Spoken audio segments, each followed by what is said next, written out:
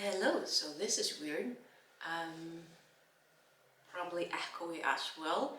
So hello, back to the channel, to a very unusual style video from myself, for me. I am currently at a hotel in Reykjavík and doing a little bit of a vacation, personal vacation, just relaxation, resting, seeing museums, meeting friends and family and all that fun stuff. And of course, the plan was not to buy books, but I did still I bought books. I'm actually going to start with the books that I did bring with me on this trip. I brought along Taylor Jenkins Reid's The Seven Husbands of Evelyn Hugo because I'm trying to get started on it. I still haven't. I brought Susanna Clarke's Piranesi because I was about halfway through and I wanted to get back into it because I am getting into the good part basically. I've gone through all the chapters of the build-up and the build-up and the build-up, and now everything is just reaching fruition. I had decided quite a while ago to bring those two with me, but on a whim I saw a book on my reading pile that is Jasper Ford's The Air Affair. I brought it with me on a whim, and this has been my best companion so far. I read it on the airplane. I've been dipping into it a little bit since then. I have not had that much reading time, which, not gonna lie, I should have known, but that's just me. And since I am going back home tomorrow, this will definitely be my reading companion in the, I almost said bush, in the plane as well. So yes, obviously the plan was simply to read the books that I already have and that I brought with me. However, my cousin brought me along to the store in Iceland, at least the store for people like myself, and that is a store called Nexus. Nexus is, well, it's a lovely big store for geeks and nerds of all shapes and sizes. And they do a lot of board games, manga, anime, comic books, and books that are actually popular. That sounds bad, but like fantasy and sci-fi, you are likely to find. I mean, they do also have some book talk books, but you can also find, popular but not as popular books. That doesn't really even make sense. Didn't even make sense in my brain, but and I definitely bought way more books than I had anticipated, because I didn't anticipate buying any books. So first off, we're gonna start with Michael Buckley's The Sisters Grimm, The Fairy Tale Detectives, book number 1. I do believe they had like 3 books, but obviously I'm only gonna start with the first one in the series because, I mean, first off I need to find out if I like it. So I remembered this from Gavin, How to Train Your Gavin, and I remember recently rewatching a video where he was talking about this book being a delight. So this is about orphan sisters, let's see, Sabrina and Daphne, who are sent to live with their aunt, and they find that they are descendants of the Grimm brothers. There's a man on the roof in a yellow jacket. Anyway, and they find out that they are descendants of the brothers Grimm, and the fairy tales that the brothers wrote were actually historical records, not just fairy tales. And there's, actually I'm gonna read the second paragraph. When a terrorizing giant goes on a rampage through the town, it's up to the Sisters Grimm to stop him and to solve the mystery of who set the giant loose in the first place. Was it Mayor Charming, formerly Prince Charming, who desperately wants his kingdom back? The three not-so-little pigs, the shifty town cops, or one of the many other fairy tale characters who seem to have it out for the Grimms? So it's literature made real. I'm on a bit of a binge when it comes to that, I've realized, because this is not the only book that deals with literature, but excited for that. And then I found a translation of Eiko Kadono's Kikis Delivery Service, the story that the Studio Ghibli based their movie on. And I just saw it and I grabbed it. I'm like, I need to. It's about the half-witch Kiki, who, let's see, I mean, she's a witch. And in this world, apparently it's a tradition that when a witch turns 13, she finds a new town to call her home for 1 year. And seems to be a really sweet little story about Kiki forges new friendships and builds her inner strength, ultimately realizing that magic can be found in even the most ordinary places. It just sounds like such a delightful book. Like, I have to admit, I haven't seen the movie, heard all about it, but haven't seen it. So I'm gonna start with reading this story. So also the cover is just such delight. It is so cute. Now I was talking about the literature, or characters going into basically words where literature is reality. So this is Genevieve Kochman's The Invisible Library. First book of 7. They did have the entire series, but I was like, it's enough that I'm buying an entire series already. I cannot move that many books. Like, I also have to consider like travel restrictions, but this is the first book of 7, I believe. And so this is about the main character. Oh, cover does say, one spy, one dangerous book, one deadly mission. And the back of the book says, Irene is a professional spy for the mysterious library, which harvests fiction from different realities.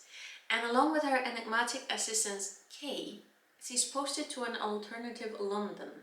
Their mission, to retrieve a dangerous book. But when they arrive, it's already been stolen. London's underground factions seem desperate to fight to the very death to find her book. Adding to the jeopardy, this world is chaos infested. The laws of nature bent to allow supernatural creatures and unpredictable magic. Irene's new assistant is also hiding secrets of his own, and soon she's up to her eyebrows in a heady mix of danger, clues and secret societies. Yet failure is not an option. The nature of reality itself is at stake. And as soon as I first I saw the pretty book and saw the entire series, I'm like, whew, tempting, but and read the blurb.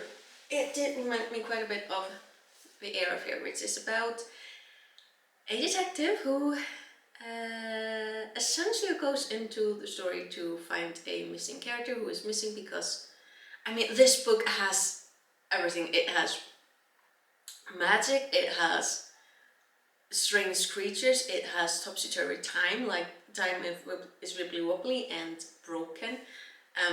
This book is literally alternative history, with history being altered as we are reading it. And yeah, it's a lot of fun. So because I'm having so much fun with this book, I saw this and I'm like, hopefully it's as much fun. And then I picked up Leigh Bardugo's Charon Bone. First book. I don't think I need to tell you what it's about, but basically it's about an orphan girl who awakens to magic that she didn't know that she had, so she's thrust into a situation where she's at danger. I'm sure that most of you either know or are aware of this. This is a Netflix series as well. I've heard different things said about this book, so I am very, very interested in seeing actually what, you know, what I will think. So, I mean, this is also a trilogy, so we'll see.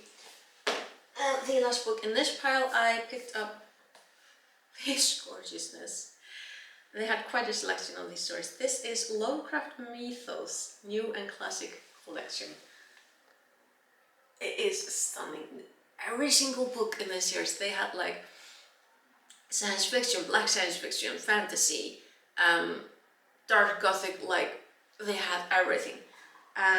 I picked up Lovecraft because I'm deficient in reading those stories. Or as soon as I got this book here, I did read the first story that I basically like just flipped on, and that is Offspring by Evie Brett, and it is disturbing. I think it would be more disturbing if I were a man, because basically this is about a forced transformation and impregnation by a creature way beyond your understanding. Yeah, let's just leave it at that. Now, speaking of not wanting to buy an entire series, I bought every single Timothy Zahnt's Star Wars book because I am fascinated by his character Thrawn. I'm not a big Star Wars reader. Most of the books that I've been introduced to since I was a child, it was either, mostly it was X-Wing series, and I'm more of a scoundrel type of girl. Like, not a Solo girl. Solo is fine, he's iconic, but I want to know about the other scoundrels, what they get up to. I'm not that fascinated with like Jedi and Sith or Rebels versus Imperials. It's just I want to read about scoundrels. Failing that, reading about Thrawn, because he's a very, very fascinating character, so a lot of people are, no, there's two guys, I'm gonna look now, because a lot of people, I'm not saying because people are saying, oh well, who cares, because a lot of people, even when they don't really watch Star Wars or consume a lot of Star Wars, they talk about Timothy Zahnt being a really, really good writer. I think I managed to pick up most of his books. So we got first Heir to the Empire. I'm getting shy because now there's three of them. Okay. Then we got Throne Alliances. And then we get into the Throne Ascendancy trilogy. I got book number 1, Chaos Rising. Love the cover. Like, the cover is gorgeous. We got book number 2, Greater Good. Again, gorgeous cover. And then book number 3, Lesser Evil. And I have to say that I absolutely love the design of the books. I mean, book number 3 is way, way bigger. It is taller, it is wider, and it is thicker. So it's gonna be interesting. But yeah, those are all the Ghost Time books that I bought that I wasn't going to buy.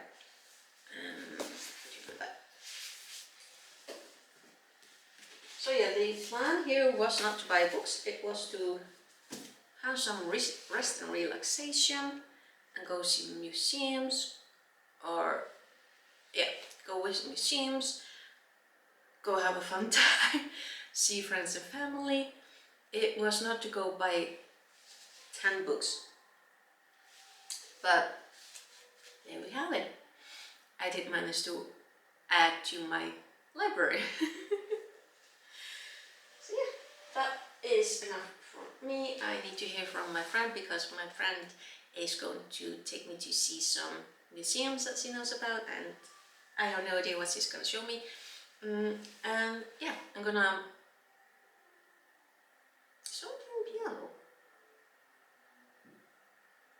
interesting. Hotels are very interesting places to be. But yeah, there's still 3 guys up on the roof. And I'm getting really shy, so I'm gonna call it quit right now. So thank you for watching this impromptu vlog from my hotel room.